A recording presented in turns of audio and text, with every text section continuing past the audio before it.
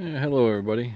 I'm going to do a quick review of this little Coolster 3150 DX2 I picked up about $1,280 from one of our local dealers here in Michigan. And it was shipped to my house. So one thing is that it was damaged by the shipping company when I got it. Kind of got a cracked fender and whatnot. But there's a few things I was surprised about. It. For one, other videos out there, they show this, their first starts, which I didn't record, but just like other ones, you turn the key, pull the brake, hit the button, and the bugger starts right up right away. That electric choke works wonderful. And it is quiet. It's got a good sound to it, but idling it is quiet. Few things. It is, $1,200 machine. Plastic is cheap plastic. It's not as strong as probably like that old kitty cat over there. But it does the jobs. The racks are good. A lot of people complained or stated about bolts loosening up. Make sure you check all the bolts. Just about everything. I think those might be old reviews because everything I got in the box had lock nuts. Looking at the machine, pretty much everything on here has a lock nut on it, which I was surprised to find out. It was, that's a good thing. Another thing they said this thing was air cooled, but, back in my snowmobile days, that is a fan. That's got a fan on there. That's fan cooled engine. And this might be hard to see, but there's a plastic shroud that goes around the cylinder head and sleeve or cylinder of the engine. So this is a fan-cooled engine. Better for, my 12-year-old's riding this, 12-year-old girl. And better for her if she's sitting idling. She might not quite understand that some of those two-strokes, you just can't let it sit there and idle all day long or you're going to overheat it. At least this has got some way of keeping it cool. It did come shipped with oil in it. I was surprised. Ran it for the first half hour, let her run it for the first half hour like it suggested, then drained it, and I put a AMS oil synthetic in there, make this thing last as long as possible. The lights are nice and bright on it. You got the tail lights on it.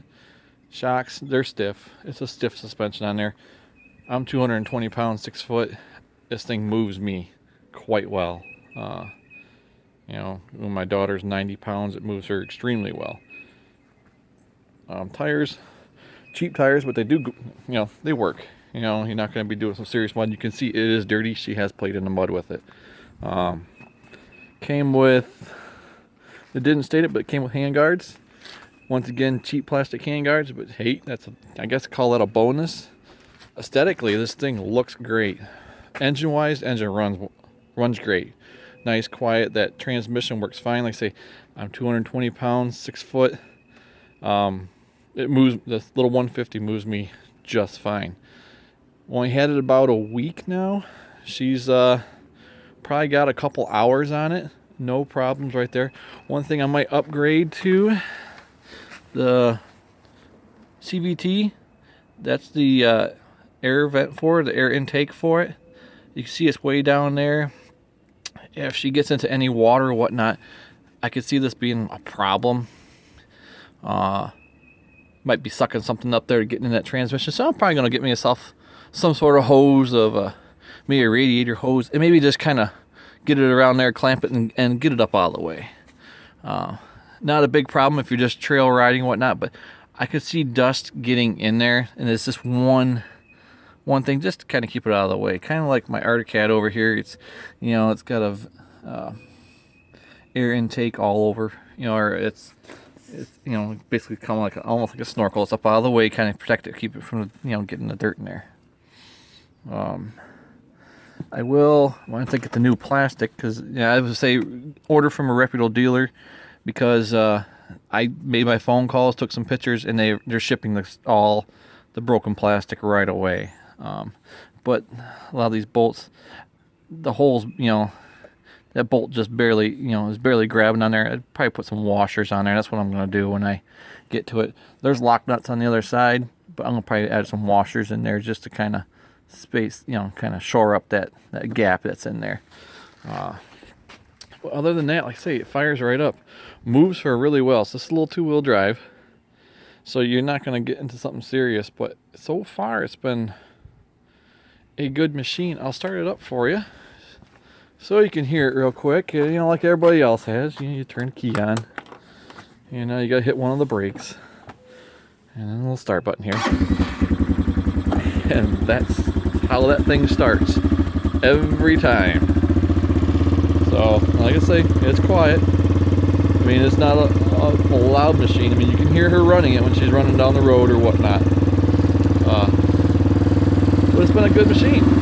So, you know, it's got those high-low beams. And these headlights are nice little headlights. They're bright. They're bright at night. So she's already played around at nighttime with it. I could see, you know, me, I'm used to that. That's an 05 650 Arctic Cat V twin. Yeah, 27-inch tires on it. And I've got all sorts of ground clearances. Physically, it's a big machine. Used to that on here, I feel like I dwarf it a little bit. Actually, quite a bit. But for your daughter, maybe your wife, maybe, you know, especially a son that's, you know, smaller in stature, definitely a machine to consider. For $1,280 is what I paid. Drop shipped at my door. Took a few hours to put it together. The instructions, yeah, they kind of suck. They get you some pictures of what you got to put on first. You got to figure out the bolts. If you're mechanically inclined at all, you'll figure it out. It's not much. It's basically putting tires on, handlebars on, the bumpers on. Not bumpers, the racks and bumper on. A brake caliper.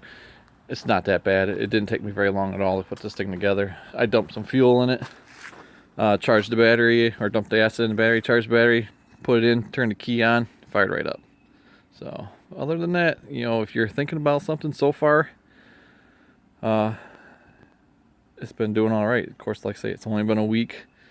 I'll update a little bit more as it goes on. She's, like I say, I have a 12-year-old daughter that rides it when she's here. So it's, you know, it's going to get its use. So I think it'll be doing all right, you know. The frame looks good. I could see maybe a shock upgrade and a tire upgrade if you can find them. I mean, the suspension's really stiff on here. So, but she really hasn't, you know, doesn't really know about suspension or whatnot, if you know what I mean. It's the cushion ride or whatnot. She's just out there having fun on it. So maybe switch those out here in the future, you know, and then see how she likes to ride a little bit better. She's not jumping. She's not going to be doing any jumping. This is trail riding, playing around the property, playing on in the mud a little bit, and that's about it. But all right, I hope this helps, and maybe here in a month I'll give you another review and see how this thing's going.